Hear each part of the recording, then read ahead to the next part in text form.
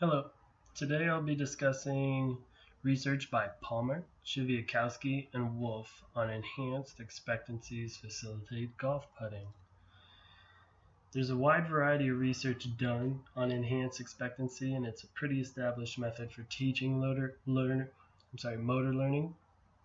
One way is through bandwidth feedback. That's basically providing learners with feedback on trials with relatively small error. So over a block of trials, you limit the amount of feedback to a designated small error quantity. So all the good trials that they have within those parameters, you will give feedback on. Anything outside of those, you will not. Edited video feedback's interesting. Basically, you only show learners successful video feedback. So you'll record all the trials they have, and then you only show them the successful attempts that they had. Peer success is informing learners that their peers did well, and that in itself apparently will enhance expectancies within a learner. Visual illusions. They did an experiment in which a golf hole had small circles all around the lip, and the perception that the target was larger and that the task was easier than it actually was enhanced learner expectancies and improved learning performance, which is interesting.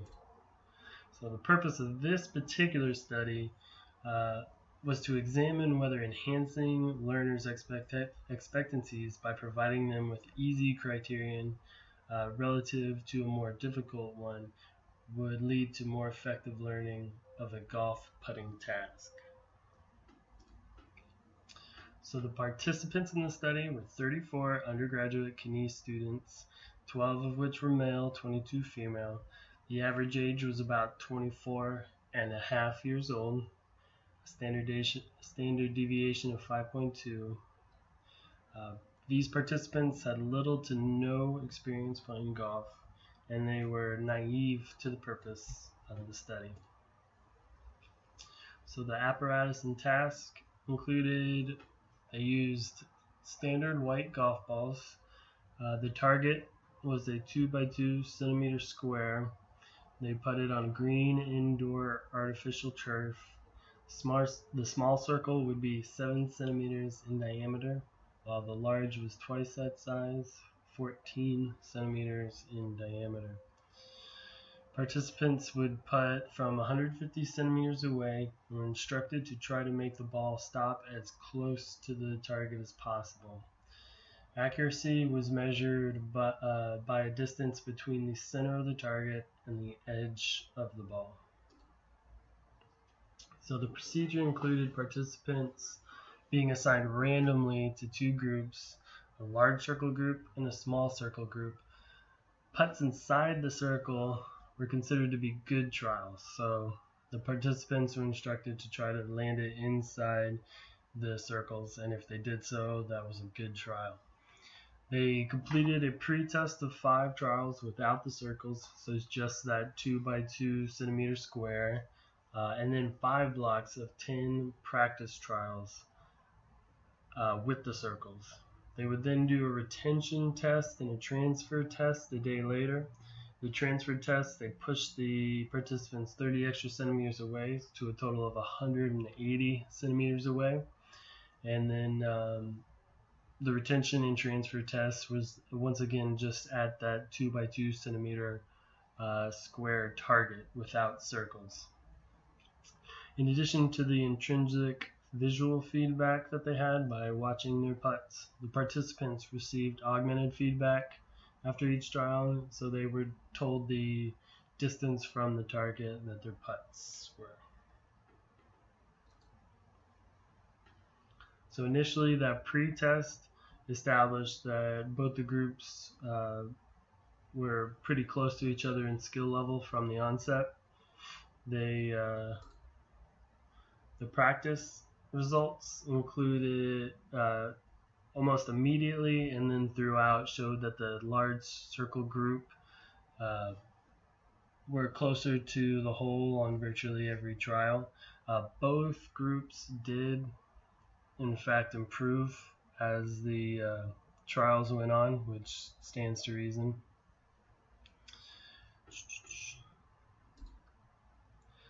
During the retention test, without the surrounding circles, the 24 hours later, the large circle group showed significantly better trials than the small circle group.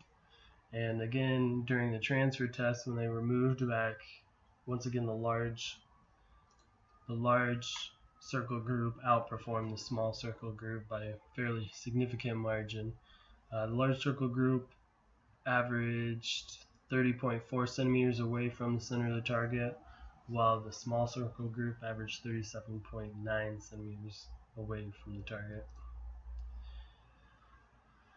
So in the discussion of this research, enhancing learners' expectancies by providing them with an easy criterion for good performance relative to a more difficult one would in fact lead to a more effective learning of a golf putting task. Large circle groups were more successful across the board in each of the trials. Once again, in the practice, retention, and transfer phases of the research, they outperformed the small circle group, which leads to the question: why do performance expectancies affect learning? Well, the large circle group participants gained confidence from the presumed good performance, and that freed them from concerns about their performance, and that promoted a greater movement automaticity.